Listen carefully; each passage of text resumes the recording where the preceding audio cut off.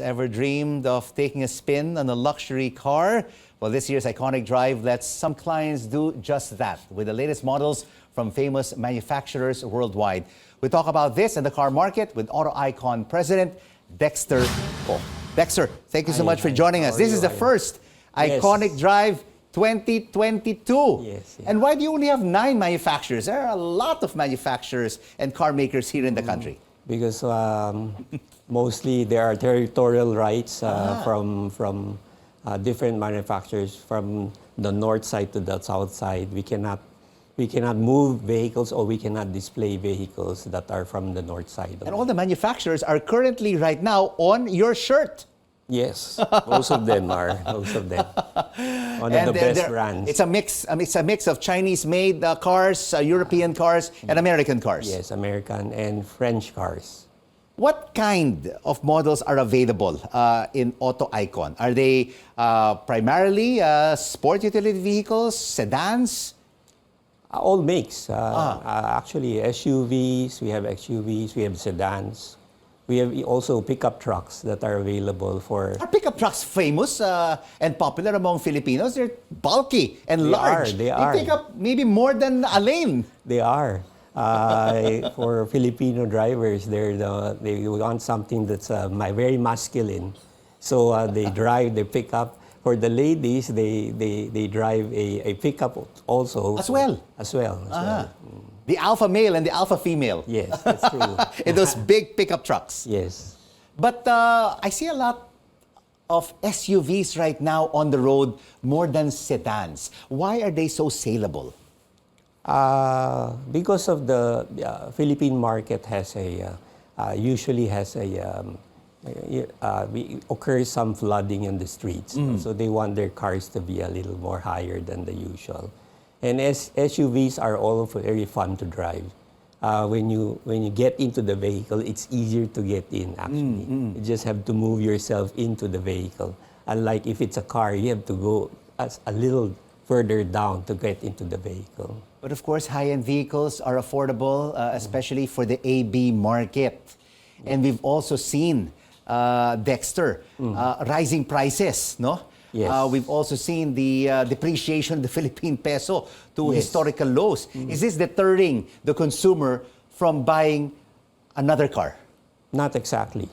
Manufacturers do not increase prices right away. Okay.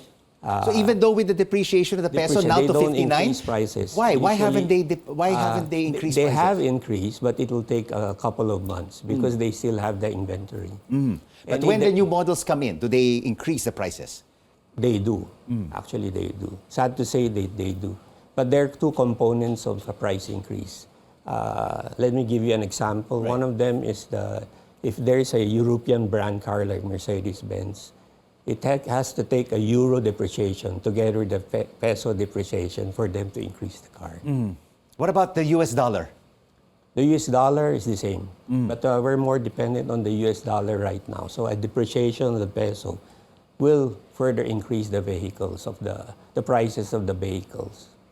And I see right now on your shirt, you have a couple of Chinese car manufacturers that are on showcase at Auto Icon. You have like GAC Motor, and of course Morris Garages, which is a UK brand, but now their cars are manufactured in China. What kind of quality do these Chinese cars bring to the car market? For MG, when the Chinese government bought into the MG brand, they brought also the technology behind it. So once it is already there, they enhance it. They also buy different kinds of vehicles from different markets to make sure that the quality of the vehicles are up to par with regards to the European and the US brand. How far right now are Chinese car manufacturers from the Japanese makers and the Korean makers? Because everyone before would just buy Japanese cars, right? And when the Korean cars came out, they said, oh, they're inferior to the Japanese cars. Now, many of our kababayans are buying Korean cars. How far are we? How far are the Chinese makers? Over the last 10 years. In terms of innovation and technology. Yes. Over the last 10 years, I think the Chinese brand has enhanced or advanced technology with regards to vehicle.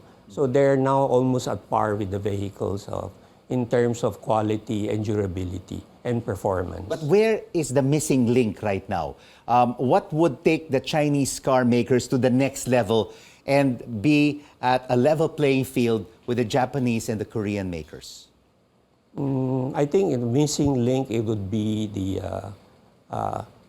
the safety side of the vehicle. That's the most important, because Chinese vehicles are not, Chinese vehicles are concentrating right now on the safety side to enhance to be at par with the other brands. So they're getting there. They're getting there. Are they value for money?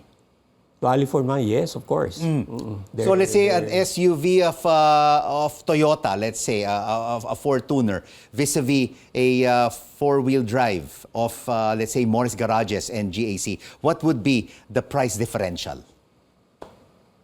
More than $1 million. More than $1 million. More than $1 million. With the same level, it's more than $1 million. And are we seeing more Chinese car manufacturers coming into the Philippines? I believe so. MG has started the Chinese brand here together with Geely and Chery and GAC. I think there's more to come. I think, if I'm not mistaken, there are about 22 brands of Chinese vehicles Here? in China. In China right now. And how many are there already here in the Philippines? There are about 5 of them here. 5 of them. 4 or 5. And they're not only in SUVs, they're not only in sedans, but they're also in trucks. Trucks. Soon in trucks. No, trucks for commercial side. Right. On pickup soon. And for Auto Icon, I mean, I'm sure a lot of our viewers here would like to buy their first car, or maybe even their second or third car because of the number coding. Do you offer layaway plans, or do you have to pay up cash? We usually have, we're actually accredited with most of the banks here. So depends on the needs of the customer. What about discounts? Do you offer discounts? Definitely. But most of we have 2 types of discount. The one that is being offered by the dealer itself and subsidized by the manufacturer. All right. We would like to thank you for joining us right here on The Final Word. So Auto Icon President Dexter Co. And Iconic Drive 2022 is until October 19th. Yes.